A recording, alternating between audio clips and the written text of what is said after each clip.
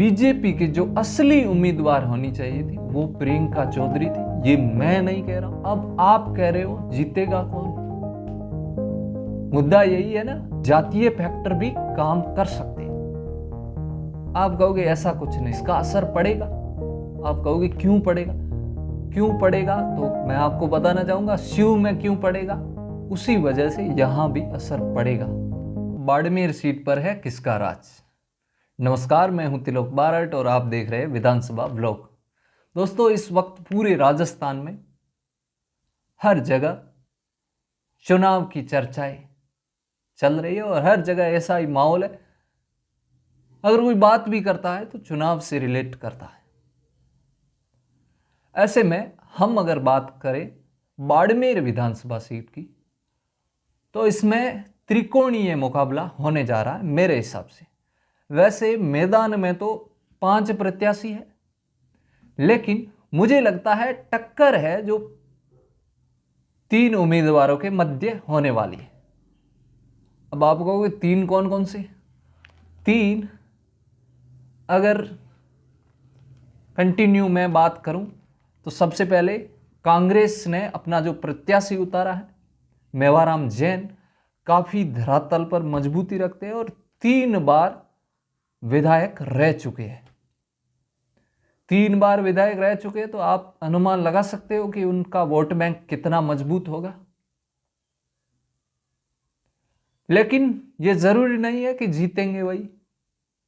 Public बदलाव चाहती है, पब्लिक को लगा हाँ सही थे तो वापस लाएंगे।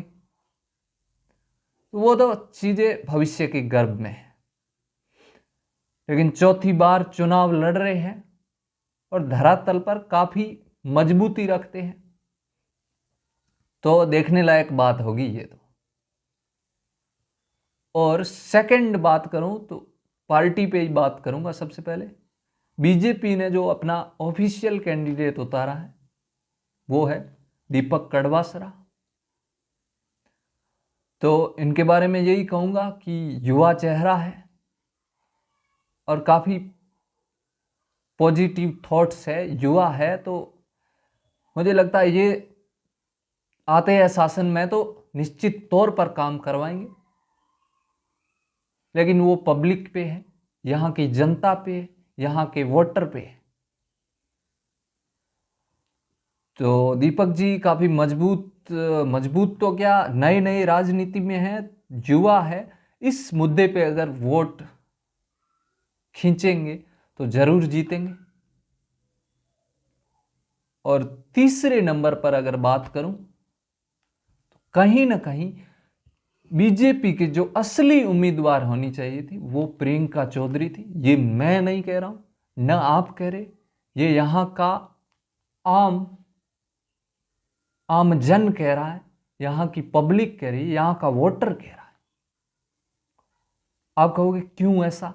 क्योंकि बीजेपी में काफी ज्यादा योगदान दे चुकी है और यहां के लोगों ने भी चाहा कि वास्तव में ये आगे अगर विधायक बने तो विकास कर सकते हैं।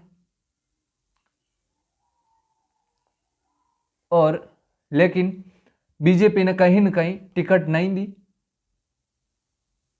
तो वो मुझे लगता है बीजेपी की भूल है। काफी सारा जो युवा वर्ग है, काफी सारी नारी शक्ति है, वो भी इनके साथ है। धरातल पर ये भी कहीं ना कहीं मजबूत है। तो कैलाश चौधरी ने यह भी कहा, ऐसे बयान आते रहते हैं, और कैलाश चौधरी ने कहा कि टिकट कटने का कारण कुछ टेक्निकल वजह है। अब क्या है टेक्निकल वजह वो तो मुझे भी आइडिया नहीं, लेकिन ऐसा बयान दिया है तो जरूर कुछ बड़ी वजह होगी।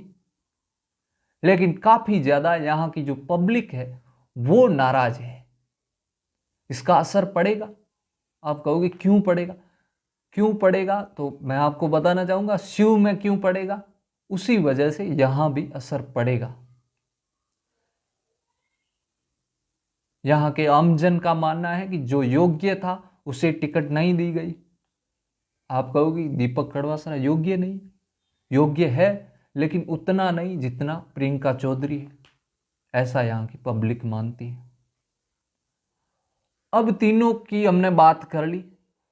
अब आप कह रहे हो जीतेगा कौन? मुद्दा यही है ना, जीतेगा कौन? जीतेगा कौन ये तो भविष्य के गर्भ में है, और न मैं बता सकता हूं न आप बता सकते हो क्लियर, लेकिन संभावना जरूर लगा सकते हो, वो मैं आज लगाने आया। सबसे पहले बात करूं मेवाराम जैन की, तो वो जीत सकते हैं। क्यों जीत सकते हैं? दो बड़े कारण हैं। पहला कारण, बीजेपी का वोट बैंक बंट सकता है। कैसे बंट सकता है? तो बात करूं प्रियंका चौधरी की, वो कहीं ना कहीं बीजेपी में थी, तो उनका भी वहां पे वोट बैंक था। वो कहीं ना कहीं प्रियंका चौधरी निर्दलीय लड़ने के साथ वो उनके साथ हो लिया। लेकिन कुछ जो बीजेपी का जो वोटर्स थे वो तो आज वही हैं। इस तरीके से बीजेपी का जो परमानेंट वोटर था वो दो भागों में बंट चुका है। इस वजह से मेवाराम को फायदा हुआ। दूसरी चीज, जातीय फैक्टर भी काम कर सकते हैं। आप कहोगे ऐसा कुछ नहीं होगा, ऐसा हुआ है कई बार, और इस बार भी मुझे लगता है होगा ऐसा ही। जातीय फैक्टर, दोनों जाट है तो वहां भी वोटर बंट सकता है। इस तरीके से वोटों का बंटवारा होगा तो निश्चित तौर पर मेवाराम जैन को फायदा होगा। और अगर मेवाराम जैन को फायदा हुआ, मेवाराम जैन इस हिसाब से जीत रहे। लेकिन आपको क्या लगता है कौन ज्यादा मजबूत है? वो आप जरूर कमेंट बॉक्स में बताएं, और साथ में एक कारण भी लिखे छोटा सा कि हां ये मजबूत है तो इस कारण से मजबूत है, वो भी जरूर बताएं। ये सिर्फ एक अनुमान था जो मैंने आपके समक्ष रखा।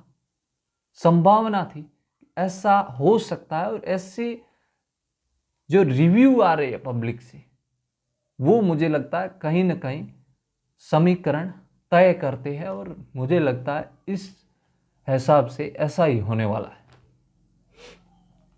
लेकिन प्रियंका चौधरी और मेवाराम जैन के मध्य ये टक्कर होने वाली, ये मैं आपको फिर बता दूं। टक्कर भारी होगी, मुकाबला देखने लायक होगा। इसी तरीके के मुकाबले देखते रहिए और मस्त रहिए। ऐसे नए नए अपडेट पाने के लिए देखते रहिए विधानसभा ब्लॉग। धन्यवाद।